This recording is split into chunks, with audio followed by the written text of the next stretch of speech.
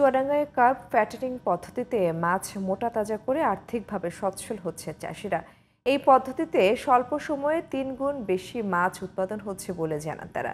চুয়াডাঙ্গা প্রতিনিধি রিফাত রহমানের পাঠানো রিপোর্ট জানাচ্ছেন জুবাইর রহমান।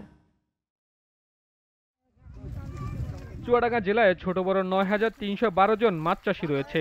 এই চাষিরা প্রতি বছর ২৩,৬২৬ মেট্রিক টন মাছ উৎপাদন করেন। জেলায় বাৎসরিক মাছের চাহিদা রয়েছে ২৩,০২৫ মেট্রিক টন। চুয়াডাঙ্গা জেলায় মাছের জন্য পল্লী কর্ম সহায়ক ফাউন্ডেশনের আর্থিক ও কারিগরি সহায়তায় কার্যক্রমটি বাস্তবায়ন করছেন ওয়েব ফাউন্ডেশন। ২০১৩ সাল থেকে ২০২৫ সাল পর্যন্ত এই জেলায় মোট ১০৬টি প্রদর্শনীর মাধ্যমে কার্প ফার্টিনিং পদ্ধতিতে মাছ মোটাজাতকরণ অব্যাহত রয়েছে। মাছ চাষের জন্য বিভিন্ন উপকরণ বিতরণের পাশাপাশি চাষিদের প্রশিক্ষণ ও পরামর্শ দিচ্ছেন ওয়েব ফাউন্ডেশন। কৃষকরা বলছেন এই পদ্ধতিতে অল্প দিনে বড় আকারের মাছ উৎপাদন করা যায়।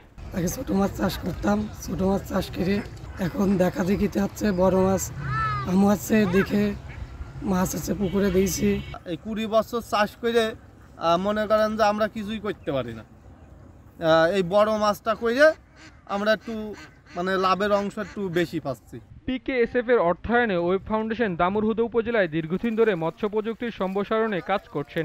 মাছ চাষটাকে যে লাভজনক জায়গায় নিয়ে যাওয়ার জন্য ওয়েব ফাউন্ডেশন পিকেএসএফ এর সহায়তায় আধানিবিড় পদ্ধতিতে কার্প ফ্যাটেনিং যে পদ্ধতি, এই পদ্ধতিতে চুয়াডাঙ্গা জেলায় মৎস্য চাষিদের নিয়ে এই মাছ চাষ শুরু করেছে।